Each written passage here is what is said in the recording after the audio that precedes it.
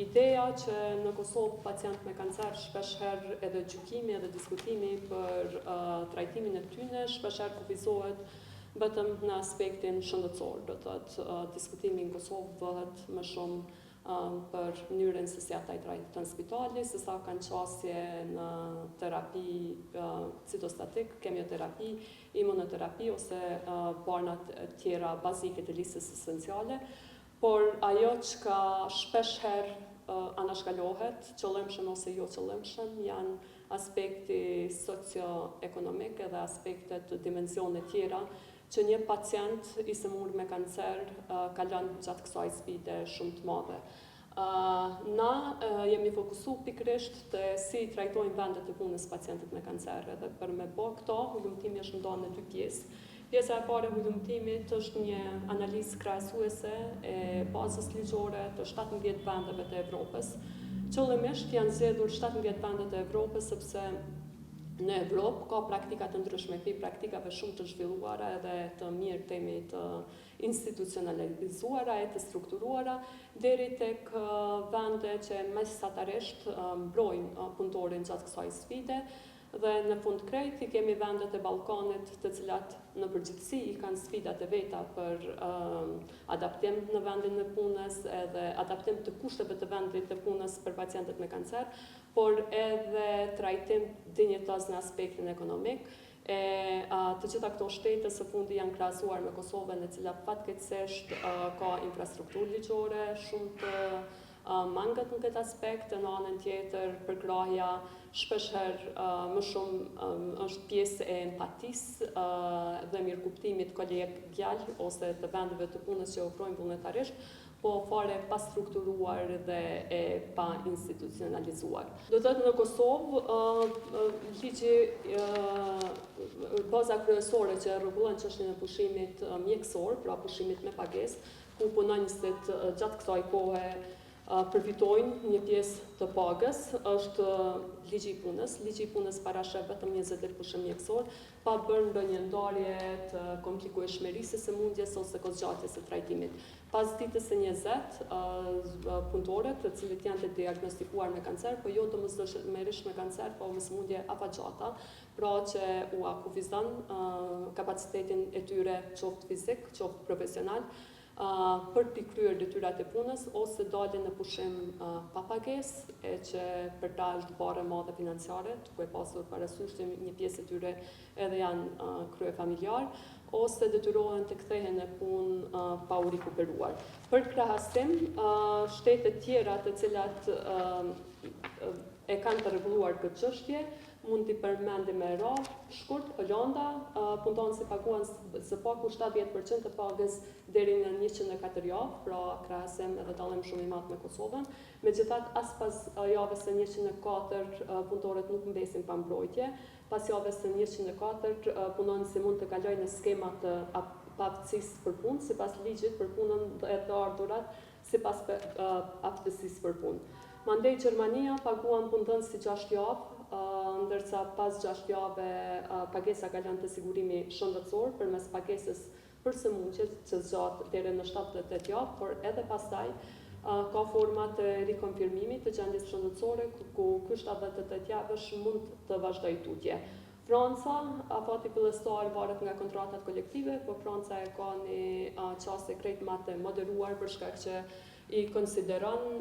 sëmundjet ka ligj të veçantë dhe kategoritë të veçantë për sëmundje afatgjate që afektojnë punëtorët. Në këtë mënyrë ata bëjnë lehtësime dhe mundësi për kthim të përkohshëm, sepse kanceri, siç dihet, shpeshherë punonjësit mund të kthehen pas një cikli të kemioterapive ose cikli të rrezatimit në punë dhe pastaj të rikthehen përsëri trajtimit ose pas një terapie themi hormonale, pastaj të detyrohen të rikthehen përsëri terapisë. Suedia paguan 14 ditë, nga dita e 15 kalon te Agjencia Suedeze e Sigurimeve Shoqërore. Sistemi parashikon rivlerësimet të paaftësisë për punë në një cikël edhe periudha të ndryshme kohore pas 90 vjet, 180 dhe 365 ditëve. Dhe Danimarka punëdhënësit zakonisht paguan në 30 ditë e para të paaftësisë së për punë, pas ditës së 30 përfitimi zakonisht kalon te sigurimet shoqërore dhe fillon nga 22 javë brenda 9 muajve, por që kjo periudhë mund të zgjatet. Ka edhe shtete të tjera, por që për krahasim ne po I përmendim vetëm edhe shtetet që I kemi fqin. Shqipëria nuk ka mekanizëm të posaçëm për pacient me kancer, megjithatë ka një fazë kalimtare që në Kosovë nuk është. Rikthimi në punë mbështetet kalon te sigurimet shoqërore, të cilat marrin përgjegjësinë për 6 muaj, pastaj bëhet rivlerësimi I aftësisë së atyre punëtorëve për u kthyer në punë. Maqedonia e Veriut po ashtu e ka të rregulluar më mirë se Kosova. Punëdhënësit paguan kompenzim gjatë 30 ditëve, ndërsa nga dita e 31 pagesa kalon te sigurimi shëndetësor dhe mund të zgjasë deri në 12 muaj. Mali I Zi, punëdhënësit paguan 70% të pagës gjatë 60 ditëve të para të pushimit mjekësor, pas 60 ditëve kompensimi financohet përmes sistemit të sigurimit shëndetësor, që na në Kosovë ende se kemi, ku paftësia e përkohshme për punë gjatë 10 muaj pa ndërprerje ose 10 muaj brenda 12 muaj. Pastaj personi referohet për vlerësim të mëtejshëm të aftësisë për punë ose invaliditet. Masat janë pyetur cilat janë masat që do t'i ndihmonte këta pacientë në përballimin e sëmundjes. Pjesa dërmuese besojnë që pushimi më I gjatë mjekësor është si një nga masat kryesore. Pastaj edhe mbështetja financiare më e madhe nga institucionet publike, nga shteti, fleksibiliteti në punë, rikthimi gradual në punë, mbështetja psikologjike dhe mbrojtja nga largimi I punës. Bazuar në krejt këto, Instituti Columbus, që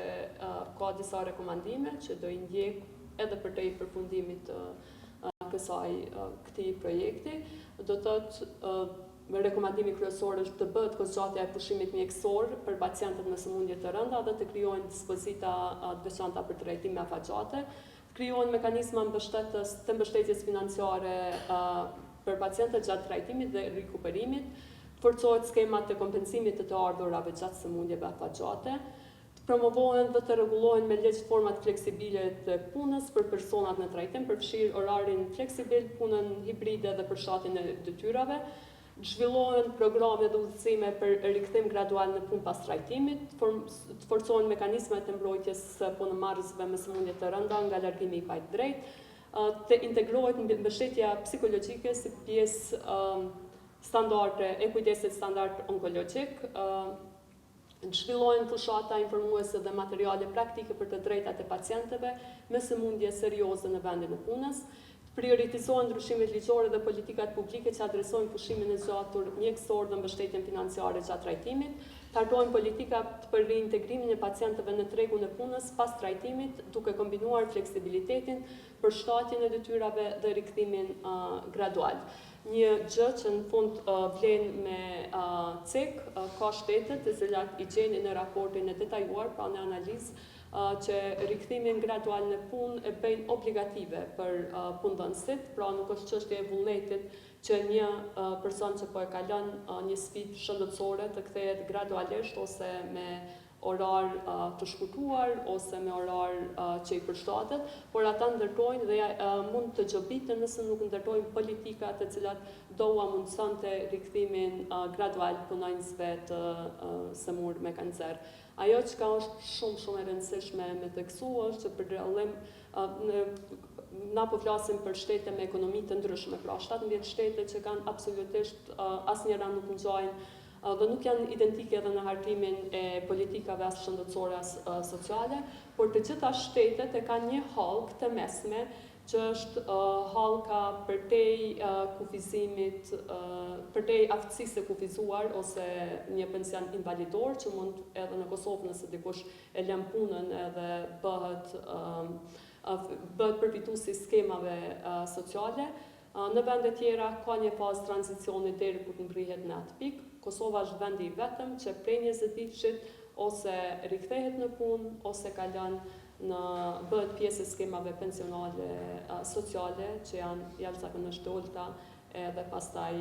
përballja me sëmundjen vështirësohet. Vlen me cek që na e kemi marrë shembuj të 3 institucione publike, Korporatin Energjetik të Kosovës, Komunën e Prishtinës edhe SHS-Kukën. Komunën e Prishtinës e kemi marrë pikërisht për shkak të komponentës së mësimdhënësve, që në të kaluarën ka pasur shumë ankesa duke pasur parasysh që është kryeqytet.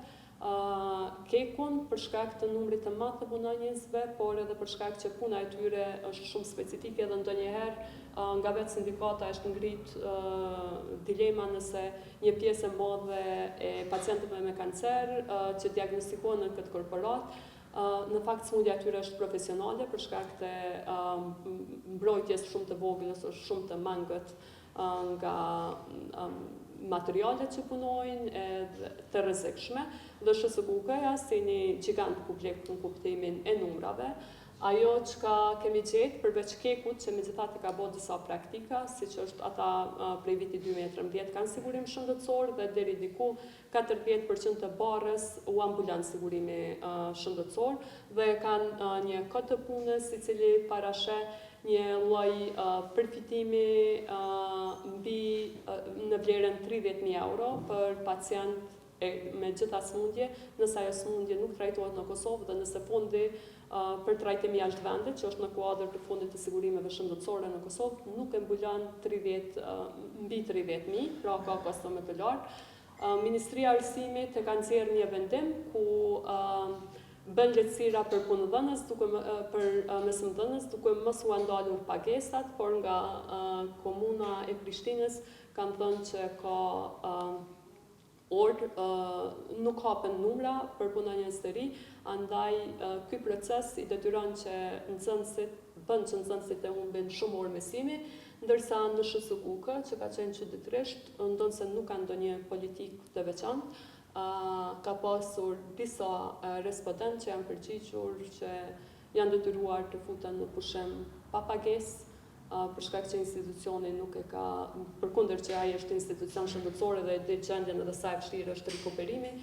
nuk e ka pasur të mundshme për shkak të infrastrukturës ligjore të bëj zgjatjen përtej 20 vitit. Pjesa më e madhe janë ndi falënderues ndaj kolegëve sepse ka pasur fleksibilitet, por krejt ideja që ka Kolumbusi në përkrahjen e CDF-it përmes SIDE-s dhe ambasadës suedeze në Prishtinë është që të ngritet diskutimi që përkrahja të mos jetë si çështje empatie, as si çështje e vullnetit të mirë të menaxherit, po të jetë çështje e institucionalizuar dhe strukturuar brenda institucionit dhe të jetë unifikuar si për zyrtarët publik, si për punëtorët që punojnë në sektorin privat.